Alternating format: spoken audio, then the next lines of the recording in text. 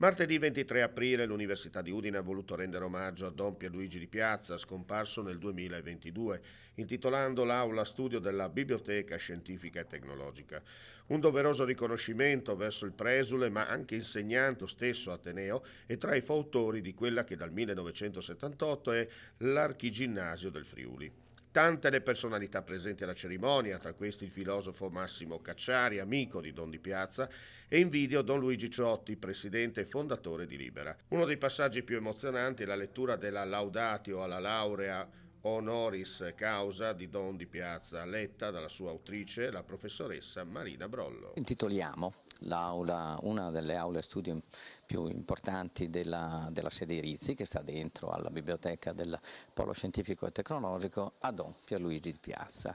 E abbiamo ritenuto importante ricordare la sua memoria 2 anni dalla scomparsa circa, e con l'intitolazione Aula Studio, perché nell'aula studio passano gli studenti, si rinnovano continuamente, sono assorti nei loro pensieri, nella preparazione degli esami, passano parte della loro vita, della quotidianità e della vita accademica.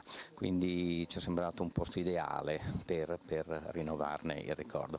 In più abbiamo pensato anche di arricchire l'aula studio con un pannello in cui sono riportate delle frasi significative di Don Pierluigi e una sua foto.